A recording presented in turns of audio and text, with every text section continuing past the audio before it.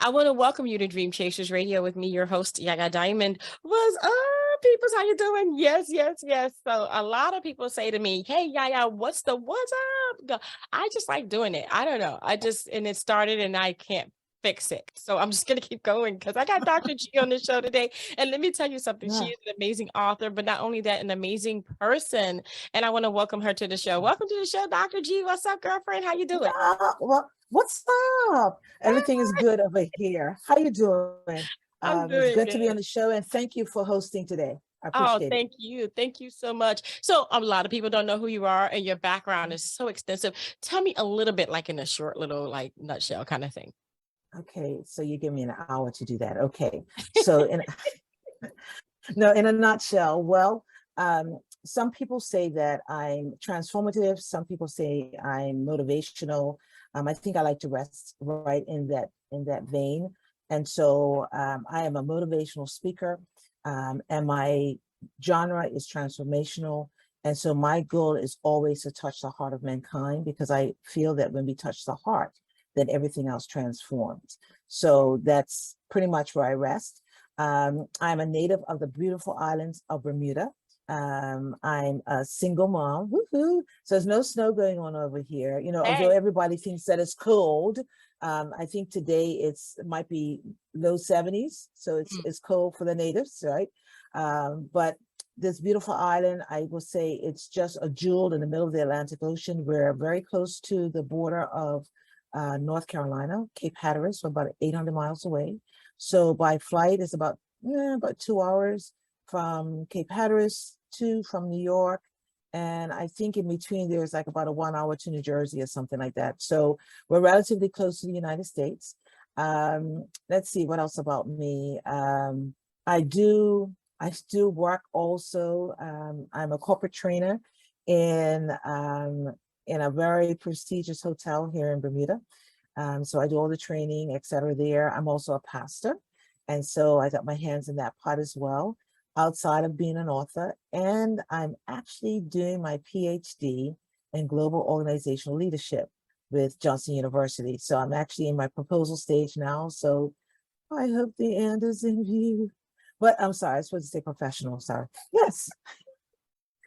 Yeah, but I tell you what, I'm done. Okay, this is the end of the show. Cannot compete. I am not gonna try. There is no way I can do all that. You are an Oh amazing my gosh. person.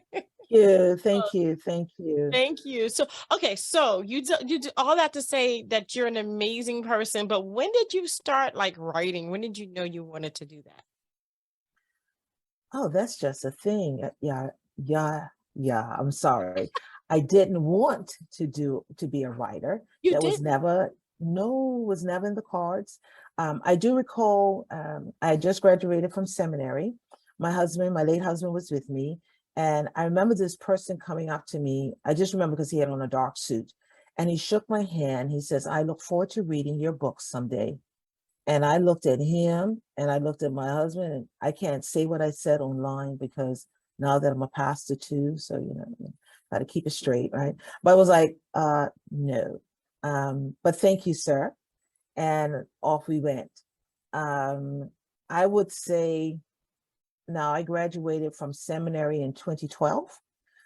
So about 2014, when things shifted for me, is well, my husband, he collapsed and died, but that's a whole new story. I'm sorry. Um, yeah. But I woke up one morning, I heard a voice say, "Go write." Mm. And I said, okay, what am I writing? You know? And so I'm a jokey person. So I sat poised at my keyboard.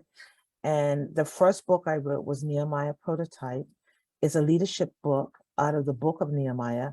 And 7 hours exactly, I was done. Mm. So I just plunked. Now, what I am learning in my journey is that I'm kind of abnormal because most people don't write like that. I have no point of reference. Because remember, I was never looking to be a writer. Never ever. Let me say it again. Ever, ever. never Let me tell ever. you, I could just see you. I just see you like with your husband, and the guy comes up to you. He's like, "I look forward to reading your book," and you say, "You got me bent." Okay. Yeah.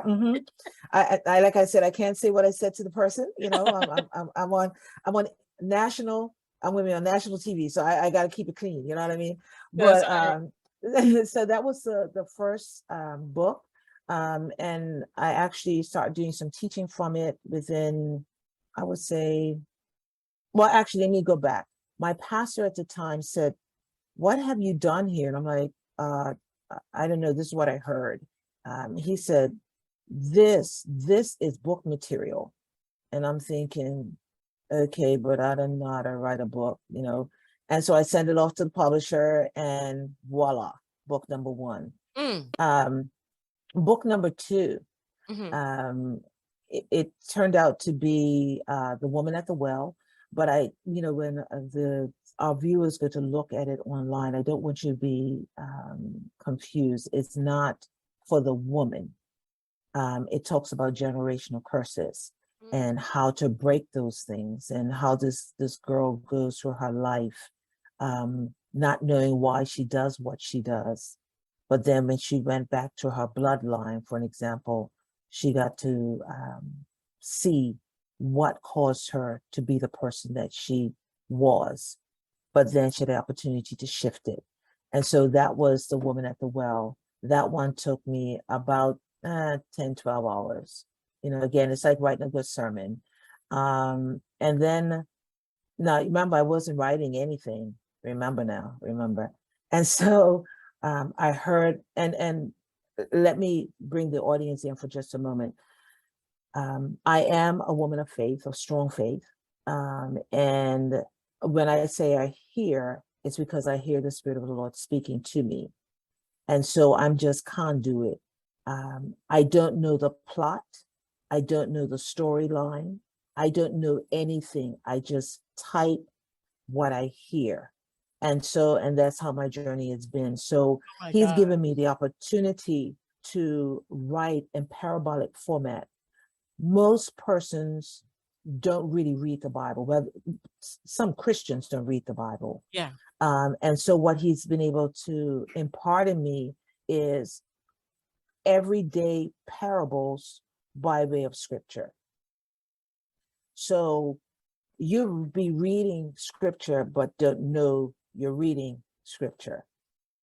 And so when it came to this last work that I've done, War Baby, that was a little longer. And here's why it was a little longer. I had just come out of hospital. I had a cycle accident in 2012, and I had to get some of the bolts and screws taken out of my ankle. And so they was removing the hardware. I had come home and I heard the infamous words, "Go right." And I'm saying, okay, but I just came out of the hospital. Sure. So I put my leg up on my desk, propped it under pillows, and had my laptop, and I just started writing. And the reason it took me longer because I was in pain. And Yeah. so I would type as long as I can go, and then I will stop to recoup. But it was so impressed upon me to write. So that one took me just shy of a week. That's it. Yeah, yeah. You know what? You are not normal. You are not That normal. You're just It's so not. strange. The publisher said that to me as well. He says, well, how long did it take you to write, your writing? And I said, oh my gosh, it took so long. See, for me, that's long. I said, well, the first one was 7 hours. The second was like 10. And the last one, oh my gosh, I thought I'd never get through. It was a week. And he looked at me like I had just grown horns or something. And I'm saying, because remember, I have no contacts. I have no, Right. I didn't. He says, I've been working with the best authors, and some of them take at least some up to a year to write. Yeah. And so I'm like, if I had to write for a year, I'm letting you know, sweetheart, the book is not getting done. Okay. I am not sitting for a year. Not happening. Anyway, I'm sorry. I digressed a bit, didn't I? No, it's okay. It's okay because I feel the same way. It's like, okay, so, writing is such an amazing skill, and you have it Mhm. on, I mean, like on, maybe like, how would I say, a few, Steroids. maybe some Cuban coffee or some Colombian coffee. I mean, Mhm. you just got, Mhm. so what, I mean, how do you, I mean, do you stop when you write? I mean, 7 hours, 10 hours a week. What is your process? Well, remember I told you I'm a preacher, I'm a pastor. Right. So I can start my usually I'm preparing all week, but on say Saturday, I'll get up and get my mom settled, and then I'll go back in my room and I will stay put until everything is done. So I don't eat, I just stay there until it's done. And when I get up, it's done. And if I try to go back to amend, change, do anything like that, it doesn't flow. I don't hear anything like that. Like I might say, like if I wrote a sentence, I typically write in hours, and I'm like, no, maybe you should say you write in hours typically. I can't get it to flow, so I just say, okay, you know what is done is done, and then I Wow. just and if you ask me the storyline, I don't have one, so I don't know the story. So you're I just literally listening and mm-hmm, typing. yeah, That's it. conduit. That's all I am. It That was might very oof, it was very interesting because when I wrote Woman at the Well, I remember some ladies asked me if I would read at a book club. And I said, sure, publicity, sure, here locally. And I'm reading and I'm watching this lady across from me, and she's getting kind of fidgety, you know, and it made me kind of uneasy. But I just kept reading because the books are fictitious. They're not real, okay. they're not. They're Mhm. not. I have to say it again, they're not, you know. Right. And this lady says, how do you know about my town? I said, excuse me? What? She says, you have described my town where I know exactly where you're writing about. I said, well, do me a favor, tell me about it, Mm. because I have no clue. And she was telling me, I know my late cousin, she was living with me for a little while as well. Sounds like a lot of people around me died, but that's not really the case. But um, she did some research, and she said, Dr. G, this is a real name in the Sable Islands. I said, okay, where's the Sable Islands anyhow? What I'm saying is the You're just description listening. did. I don't know where Wow. these places are. And so when War Baby came about, I think the prelude, if I may just, it was something that when I went back and looked at it, the preface, I'm saying, who who wrote this, because it's beyond my capacity. It's beyond my I don't write like this. Now, don't get me wrong, I can write, but I don't write like this. If I may do this, it says, this is the introduction. War is an intrinsic and inflammatory position for acquisition, whether it involves a retrieval of personal possession by force, a position of headship, or to determine a tactic to undergird the economy. War can present a contest carried out by force of a nation against or for another nation, and leadership against headship, bringing with it many casualties to include both the guilty and the innocent. War is an authority to promote the sovereignty of God to mankind for the protection of a chosen group of people. War establishes a place of humility between God and humanity. War is beneficial to secure and redirect rightful ownership while displacing those that operate in corruption. War is inevitable, yet when engaged, it will stretch beyond nations, nestling itself within the bowels of one's persona as it matriculates weaponry of mass destruction, the destruction that will cause the strongest of personalities to submit to mediocrity, a family to turn against each other, and an institution of influence to exploit its patrons. War is without prejudice, for it is an action fueled by the personalities of those that will implement the initiative. It can engulf the actions of a subtle and brilliant mind that is yet to be demarcated by the values and truth determined by parental, educational, and spiritual disclosure. War transcends in a natural progression, arresting the culture that embraces it as a means to an end, a culture understanding that embraces conflict as a position of harmony is an eccentric view and one that gains an unearned support by a premise of artificial entitlement. Oh, oh. And you're telling me that you don't write like this, but that you wrote this. I did write it. And I have to really confess, I had to read it because I didn't know what was in the book. And I was afraid if he asked me a question, I might not know the answer. So I had to reread it. Oh my gosh.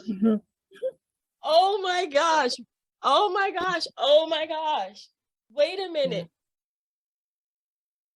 Wait. So what, and not many people can do this. What you're telling me is that you are so into, okay, let me ask you a question. Just one question. You know that little voice in your head that tells you, don't do that, do this, and go there, but don't go there. Do you always listen to that voice? Not all the time. I got you.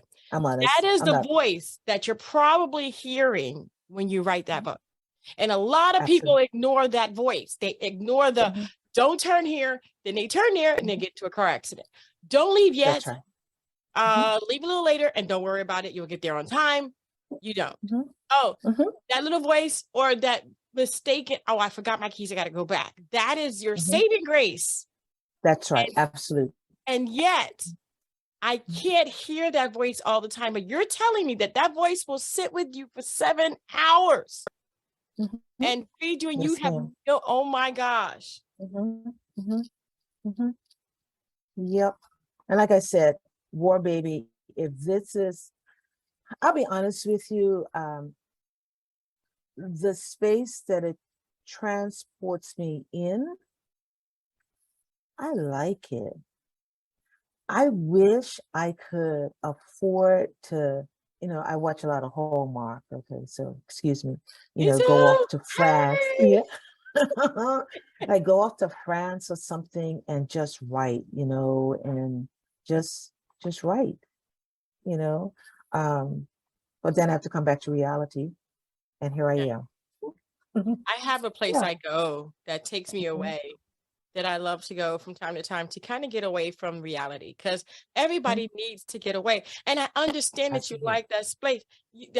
So I just want to know, like, when you come out, what is it like? Sometimes it can be exhausting,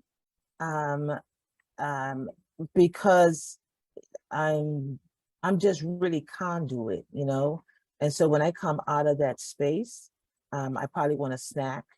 I watch TV or just do something that does not require brain juice. Wow. How many books have you written? Or how many books have my you third heard? one. How many, I should rephrase that. Oh, How many books have you heard that you wrote down? Well, here's the thing. I do have a garden. I was told to plant one. And I was like, a garden? I don't have a green thumb because I take everything literal. Okay. In the spirit realm, is not a garden that you're going to plant something in. He was telling me plant a garden. So right now in my garden, I have probably 17, 18 topics that I can write on, but I haven't heard to write on. So I let me give you an example. In between the Nehemiah book and Woman at the Well, because I teach leadership. Hmm. I was on a roll with Nehemiah. I was like, okay, I'm going to write Nehemiah prototype 2, and I started.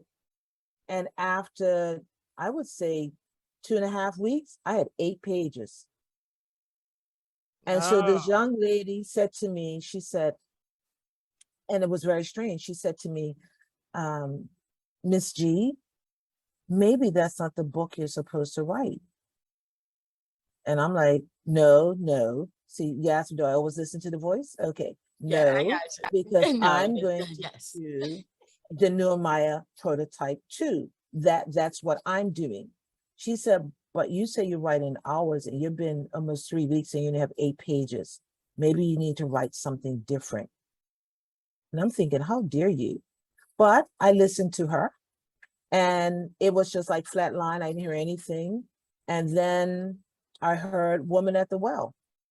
I said, okay, you want me to write about the woman at the well? He said, no, it's called Woman at the Well. Now write. And that was the one that took me 10 hours. So Oh 10 my hours, I did a whole book, 8 days, no, 2 weeks, I did 8 pages. So although I have the garden, right. I have not dabbled into it because I haven't had instruction. Wow. Wow. What is your favorite book that you've written that you've put your name on? I mean, Oh, I don't know how to wow. say this. Dr. G, you're confusing me. But no, but literally, this is amazing to me. This is like something that's kind of like out of the paranormal. Mm, mm. Um, I would say, well, Nehemiah is, of course, is dear to my heart because it had to do with leadership. Hmm. And what Nehemiah did was a phenomenal feat, to build a wall and reform people in 52 days. Now, I haven't been able to do that yet, but, maybe I just keep working on it. Um, but I think Woman at the Well, because in it, there's a way to find forgiveness, self-forgiveness.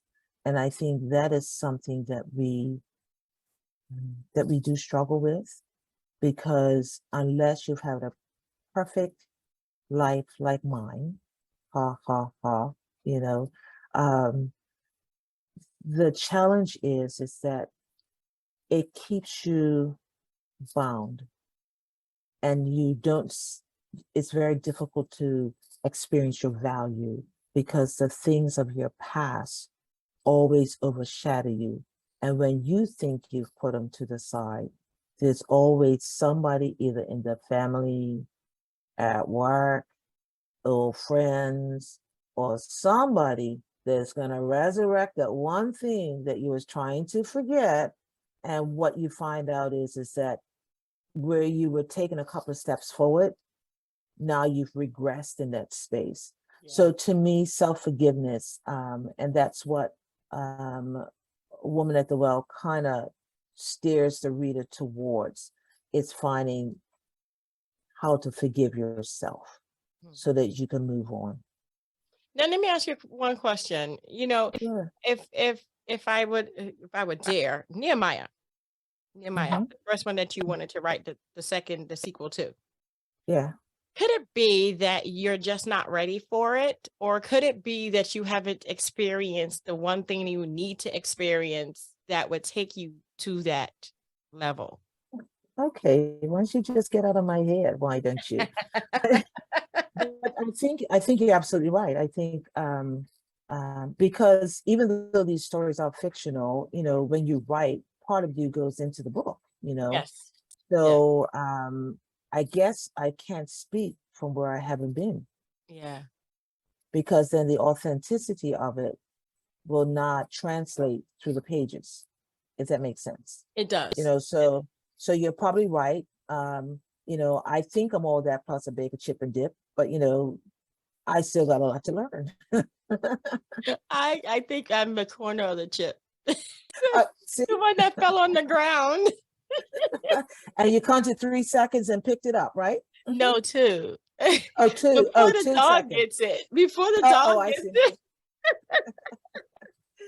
Oh my goodness. Oh Oh gosh, wow. but yeah, definitely, definitely. No, I understand where you're coming from. And I'm not Mhm. trying to get in your head, but I was just like, maybe it's because, a lot of times we do have to go through certain things to get to some place to go, oh my gosh, that was it. That That's was right. it. So That's yeah, I that's mean, correct. that might just be it. So Hmm. as a Hmm. child, what did you want to do when you grew up? And I know you said you didn't want to write. So what did you want to do? No. Well, I wanted to be a nurse. I wanted to be a flight attendant. I wanted to be, oh, let me tell you about the nurse piece. That was so funny because when I thought about being a nurse, um, my mom said, okay, okay. So she let me work as a candy striper. Now that's a volunteer in the hospital. Hmm. Um, and I remember I was stationed outside of OR. I have no idea what OR meant, operating room. Right. I'm a kid, I don't know. And so they had us clean the utensils and stuff. And I remember asking, I don't know, somebody in a white jacket, it could have been a nurse or a doctor, I have no idea. I said, what is these things used for? And she says, "Oh, these are the instruments that they insert in, the person and some." Mhm. So that was the end of the nursing. It ended just like that. Okay, because I'm very scornful. I also wanted to be a singer, Okay.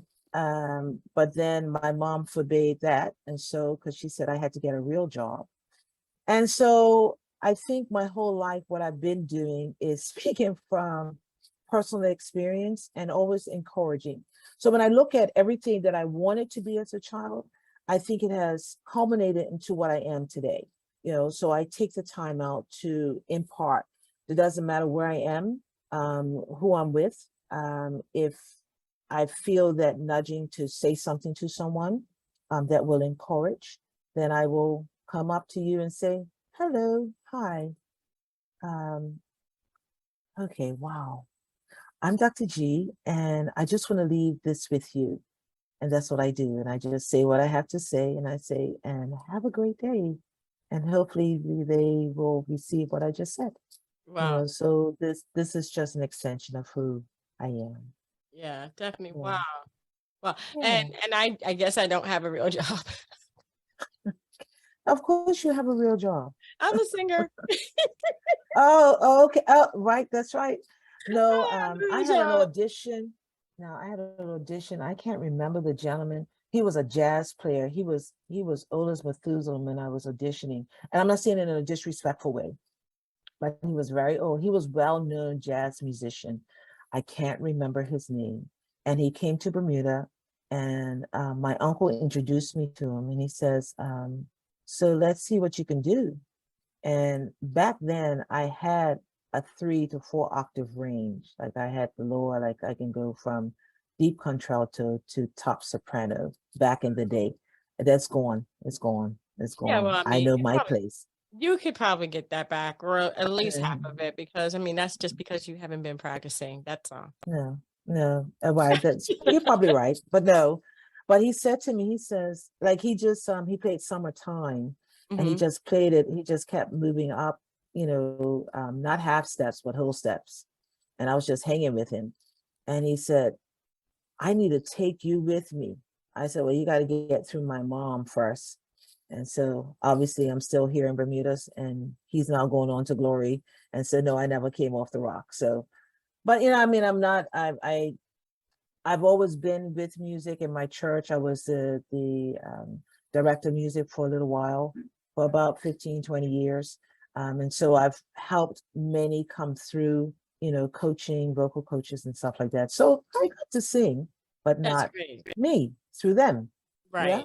Yeah, yeah, but it's yeah. never too late as long as you're here. Mm. She's like, That sounds like that writing thing. I don't think I'm called to do that, but okay. watch it before you hear that voice say, sing. It better not. It just better not. I will purse these lips. I promise you. I won't let a word come out.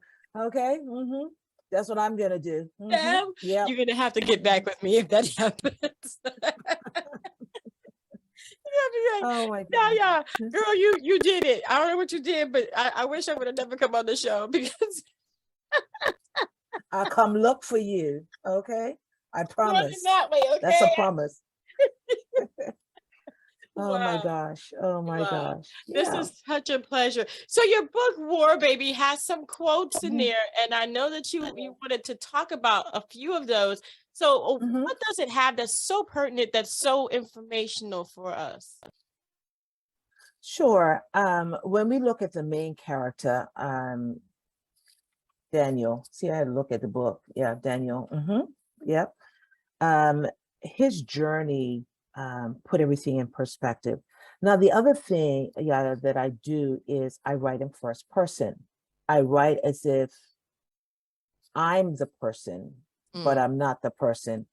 And someone said, most writers don't write that way. But again, I guess I'm not most writers. I don't know how to write any other way. So I become the main character, and then that's how it works. But there's a few quotes in there um, that Daniel learned. And one is make serving others a priority. Only then will your needs be met. And I think during Daniel's journey, he learned how to come out of self. It's just like I wrote an article on success, and success is measured differently for all different people. But for those that feel success is by acquisition, um, what I am also learning and what I've observed, the more one acquires, the more self-absorbed they become, self-centered. Um, Everything is about self, and this is what I have done, and not recognizing that even though you may have been the instrument towards the success, you had many people along the way that helped develop your success. It could have been that teacher in grade school that you've forgotten about, but everybody has put a deposit in you. So you can't stand before everyone and say, I did this and I did that. So when you serve others, your needs will be met. Another thing that Daniel learned was do not be blinded by deception. It corrupts the soul. And so again, with that quote, you know, um, it might look like gold, it might shine like gold, but really it isn't gold.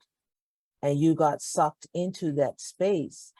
And before you know it, you've become what you said you would never do. So again, mm, um, the other one is be careful what and how you define it as a good life, for it may be laced with evil. And I think Daniel was enjoying life. I mean, like really, really enjoying life. The women, the cars, the money, you know. Um, but then one day he woke up, and like I think he had 3 chicks in the bed with him, like, so what am I doing? So again, those are some of the lessons. There were 16, I think, no, I think 21 lessons in the book as well. I think one that's most important is really critical. War doesn't discriminate. nope. It captures both the guilty and the innocent. And if we think about just in the natural, when things are consumed by war, the innocent bystander, how many people just happen to be in the wrong place at the right time, don't even know what's going on, and their life is taken, you know? And so those that are in it, and they know they're in it, and they know that their life can be taken, is one thing. But what about that child that was playing in the swing set? What about that mother that was walking down the street pushing her baby? You know what I mean? And Yeah, so when you start looking at war, it really, it's a nasty beast, it is. so yeah. Wow. Well, well, I want to Mm, thank you, Dr. G, for being on the show, first of all. uh, Second of all, yeah. keep listening to that voice. It might just tell you to sing. That's I don't think so, yeah. But what I will like to say to persons, I'm so excited the book is now available. right. Um, It is online, it's on Amazon. I've had a couple of people approach about maybe interested in movie, but what I need to do is generate activity so that they can see that the book is something that people would like to read. And so what I do ask the audience and your audience as well, if they will take the time out, it is a Kindle. I think everything is under $18. I think the main book might be 17 and change. The Kindle is like $6 or $7. You know, so it is achievable. And then write a comment, you know, and you can be honest. Dr. G has broad shoulders, you know, but hopefully you'll find it entertaining. I'll slip this in. My godmother, she was reading it. She is 92 at the time. And she called me most upset. And I was thinking, oh my gosh, Godmom, what's the matter? And she says, that book. I said, oh, what happened? It's 3 o'clock in the morning and I'm still reading that book, you know. So she was telling me she couldn't put it down, you know. Yeah. No. So I was like, oh my gosh, I thought something happened to her, you know, but what happened was she couldn't put the book down. So if that's any indication, it is a fast read. It is not what you expect from a pastor, I guess, but it is something that will capture the soul. And at the end of the book, it does say it's an appeal. If anything touched you in the book, then reach out to me on info@godwininternational.org. Info@godwininternational is all spelled out in full.org. And let's continue the conversation. I am a certified life coach as well. Awesome. Yeah. Wow. Whoa, wow. Well, I want to thank you just so much for being on the show and for bringing, I mean, you know, a lot of people would be kind of, not, how would I say, not embarrassed, but they just won't say what you said today. That's how they write their books. They hear it, they write it, they have nothing to do with it. They're just a conduit. They won't say that, but you know who you are and you know how you got it. Give the credit and the glory to the one that gave it to you and don't take the credit. That's it. That's right. Absolutely. Absolutely. I want to thank you, Dr. G, for being on the show. Thank you. Thank you. So appreciate it. So appreciate it. No problem. And I'm looking forward to the second Nehemiah. Let's see when it comes to you. Yeah. It doesn't look like it's coming anytime soon. I guess I got a little more lessons to learn. I don't know. Let's see what happens. Maybe I end up singing. Maybe I end up singing before I write the book. And if I do, I'm coming looking for you. Where you say you are again? I didn't.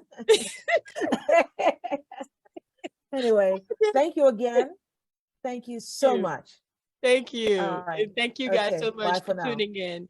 Don't forget to go to the description box below where we'll have the link to all of the books, especially War Baby that is out right now. I want to thank you guys and don't forget to dare to be different. Until next time, guys. Bye.